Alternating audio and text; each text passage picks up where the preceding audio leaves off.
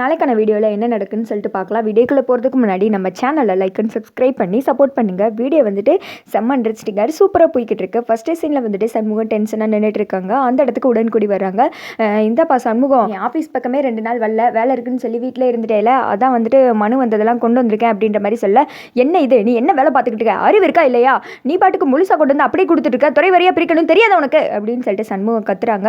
என்னப்பா சண்முகம், எப்போவுமே நீ தானே இந்த மனுவெல்லாம் படித்து பார்த்துட்டு அதுக்கடுத்து என்கிட்ட துறைவாதியாக கொடுப்ப, இப்போ நீ இப்படியெல்லாம் பேசிகிட்டு இருக்க அப்படின்ற மாதிரி சொல்ல, அண்ணே அவங்களுக்கு வேற ஒருத்தர் மேலே கோவம், அந்த கோவத்தை தான் இங்கே காமிச்சிட்டு இருக்காங்க அப்படின்ற மாதிரி சொல்ல, இங்கே பாரு, அவன் சொன்னதை செஞ்சானா இல்லைன்னு எனக்கு தெரியணும், இல்லாட்டினா அவ்வளோதான், ஒழுங்கு அவனுக்கு ஃபோனை போடு அப்படின்ற மாதிரி சொல்ல, ஏய் அவங்களே எல்லாத்தையும் முடிச்சுட்டு ஃபோன் போடுவாங்கடா, நீ கொஞ்சம் அமைதியாக இரு சண்முகம் அப்படின்ற மாதிரி சொல்லிட்டு இருக்க, இப்போ நீ போறியா இல்லை நான் போடவா அப்படின்ற மாதிரி கேட்டதும், அவங்க ஏதாவது வீட்டில் வேலையாக இருப்பாங்க, ஏன் சண்முகம் இப்படிலாம் பண்ணுற அப்படின்னு சொல்லிட்டு உடன்குடியே சொல்கிறாங்க, நீ சும்மா இரு பேசாம, நீ போடு பொழுங்கா ஃபோனை அப்படின்ற மாதிரி சொல்ல, இங்கிட்ட வந்துட்டு அப்பா 1 நிமிஷம் இரு நானே ஃபோன் போடுறேன் அப்படின்னு சொல்லிட்டு பரணி அவங்க அண்ணே முத்துப்பாண்டிக்கு தான் கால் பண்ணுறாங்க. அந்த பக்கம் முத்துப்பாண்டி இசைக்கோ கட்டில் உட்காந்து பேசிகிட்டு இருக்காங்க. அப்போ ஃபோன் வந்ததை பார்த்ததுமே போச்சு ஃபோன் போட்டாலா, இங்கே என்ன நினச்சி ஏது நினச்சி கேட்பாளே, இப்போ இந்த மாடு வந்துட்டு வீட்டை விட்டு போலன்னு தெரிஞ்சால் என்னத்தை தான் சொல்ல போகிறாலும், ஏய் ஒன்று ஹெல்ப் பண்ணுறியா, நீ பேசாமல் அட்டன் பண்ணி பேசுறியா அப்படின்ற மாதிரி சொல்ல, ஐயோ நான் என்னத்தை பேசுறது, அவங்கக்கிட்ட என்ன சொல்கிறது எனக்கு தெரியல இல்லை அப்படின்ற மாதிரி இசைக்கு சொல்ல, ஒன்றும் சொல்ல வேணாம், நான் தூங்கிட்டேன், இல்லைன்னா எங்கேயா வெளியில் போயிட்டேன், சார்ஜ் போட்டு எங்கேயா போயிட்டாங்க, அப்படி இப்படின்னு தான் சொல்லிடு அப்படின்ற மாதிரி சொல்ல, ஃபோன் கட் ஆகிடுது.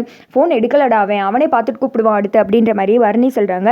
மறுபடியும் ஃபோனை போடு அப்படின்ற மாதிரி சண்முகம் கட்டாயப்படுத்த மறுபடியும் ஃபோன் போட இசைக்கிட்ட அட்டன் பண்ணி கொடுக்க, சொல்லு பாரு நீ அப்படின்ற மாதிரி சொல்ல, என்னடி நீ ஃபோன் எடுக்கிற, அவன் எங்கே அப்படின்ற மாதிரி கேட்க, அவர் தூங்கிட்டு இருக்காங்க அப்படின்ற மாதிரி சொல்ல, என்ன பகலில் தூங்குறானா அப்படின்ற மாதிரி வந்துட்டு பரணி கேட்க, ஆமாம் சரி என்ன விஷயம் சொல்லு அப்படின்ற மாதிரி சொல்ல, அந்த பாண்டியம்மா வீட்டை விட்டு போயிட்டாளா அப்படின்ற மாதிரி சொல்ல, என்ன நடந்துச்சு தெரியுமா, அவள் வீட்டை விட்டே போகல அப்படின்ற மாதிரி சொன்னதும், நான் தான் சொன்னல அவன் ஒன்றத்துக்கு லாய்க்கு கிடையாது, தூங்குறானோ இல்லை தூங்குற மாதிரி நடிக்கிறானோ, ஆனால் அவன் வந்துட்டு பேசத்தான் லாய்க்கு அப்படின்னு சொல்லிட்டு சண்முகம் திட்ட ஆரம்பிச்சிடுறாங்க. 1 நிமிஷம் இருங்க, என்ன நடந்துச்சு சொல்கிறேன் அப்படின்னு சொல்லிட்டு ஃப்ளாஷ்பேக் வந்துட்டு யோசித்து காமிக்கிறாங்க. பாண்டியம்மா வந்துட்டு பேக்கெல்லாம் தூக்கிட்டு வந்து, தம்பி வெளியில் போகிறேன், நீங்கள் யார் சொன்னாலும் போக மாட்டேன், என் தம்பி ஒரு வார்த்தை சொல்லட்டும், அப்புறம் நான் இந்த வீட்டை விட்டு கிளம்பிட்டே இருக்கேன் அப்படின்ற மாதிரி சொல்ல, எல்லாருமே வந்துட்டு ஒழுங்காக மானம் கெட்டு போய் தான் இங்கே வந்து நின்றுட்டு இருப்பேன்னு நினைக்கிறேன், நீ ஒழுங்காக வீட்டை விட்டு போயிடு அப்படின்னு சொல்லி மாற்றி திட்டிகிட்டு இருக்காங்க.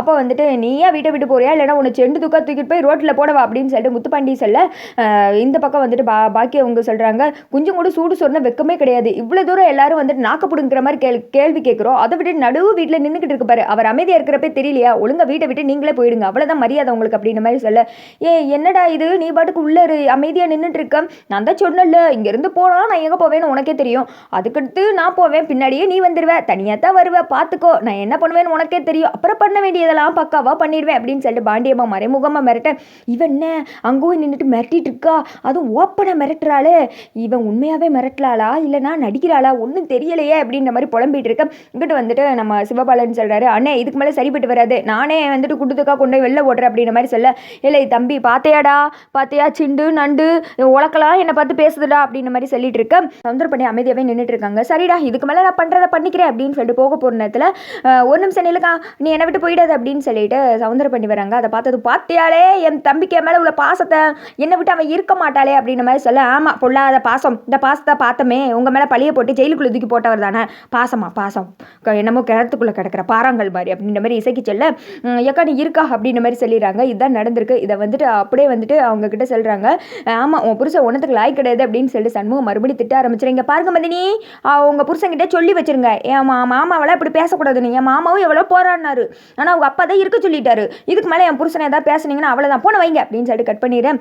இந்த திக்க வந்துட்டு ரொம்ப தேங்க்ஸ் எனக்காக சப்போர்ட் பண்ணி பேசினேன் அப்படின்ற மாதிரி சொல்ல, இதுக்கெல்லாம் எதுக்கு மாமா தேங்க்ஸ், புருஷன் கொண்டுனா பொண்டாட்டி விட்டு கொடுக்கக்கூடாது, பொண்டாட்டி கொண்டுனா புருஷன் விட்டு கொடுக்கக்கூடாது, அது மட்டும் இல்லாமல் இப்படிலாம் சொல்லாதீங்க எனக்கு வெக்கமாக இருக்குது அப்படின்ற மாதிரி சொல்ல முத்துப்பாண்டி வந்துட்டு சிரிக்கிறாங்க. அடுத்து வந்துட்டு பாத்தியாடா இசைக்கு வந்துட்டு எப்படி மாமான்னு பாசமாக பேசுகிறானு அப்படின்ற மாதிரி பரணி சொல்ல, ஆமாத்தா எனக்கே இது கேட்கும்போது சந்தோஷமாக இருக்குது அப்படின்றாங்க. ஏய் நான் அந்த பாண்டி அம்மாவை பற்றி பேசிகிட்டு இருந்தேன், நீ இசைக்கையும் பாண்டியை பற்றி பேசிக்கிட்டு இருக்க, அவளை நானே வீட்டை விட்டு துரத்துறேன் அப்படின்னு சொல்லிட்டு சண்முகம் வெளியில் போகிறாங்க. அடுத்த சீனில் சவுந்தரபாண்டி வீட்டுக்கு நடுவில் நின்றுட்டு முத்துப்பாண்டி எங்கே அப்படின்ற மாதிரி கேட்டுட்டு இருக்கான். அவன் எங்கேயும் போகிறான், உனக்கு என்ன அப்படின்ற மாதிரி சொல்ல, இசைக்கையும் காணுமே பதில் சொல்லு அப்படின்ற மாதிரி சொல்ல, 2 பேரும் எங்கள் அண்ணன் வீட்டுக்கு அமுச்சு விட்டுருக்கேன் அப்படின்ற மாதிரி சொன்னதும், உனக்குலாம் வெக்கமா இல்லை எதுக்கு அங்கே அமுச்சு விட்டேன் அப்படின்ற மாதிரி வந்துட்டு பேசிகிட்டு இருக்காங்க. அப்போ வந்துட்டு சொல்ல, சொல்கிறாங்க, அவங்க 2 பேர் புருஷன் பொண்டாட்டி எங்கனாலும் ஒன்றா போவாங்க அப்படின்ற மாதிரி சொல்ல, இங்கே பாரு அவங்க 2 பேர்த்தையும் பிரித்து காட்டுறேன் அப்படின்னு சொல்லி சவுந்தரபாண்டி வந்துட்டு சபதம் விடுறாரு. எங்கே என் மருமக மேலே கை வச்சு பாரு பார்ப்போம், என் மருமக ஏன் வெட்டியே போட்டுருவா அப்படின்ற மாதிரி சொல்லிட்டு இருக்க. சிவபாலன் சொல்கிறாங்க, சும்மா இருமா அத்தான் கையில் இவர் வந்துட்டு வெளு வாங்க போகிறத நானும் பார்க்கணும்னு ஆசையாக இருக்கேன், கூட சேர்ந்து நானும் 5 வெளுப்போம்ல அப்படின்ற மாதிரி சொல்ல, எப்போடா அப்படின்னு சொல்லிட்டு சவுந்தரபாண்டி விரட்டி விட்டுற. இதை வந்துட்டு பாண்டிமா பார்க்குறாங்க.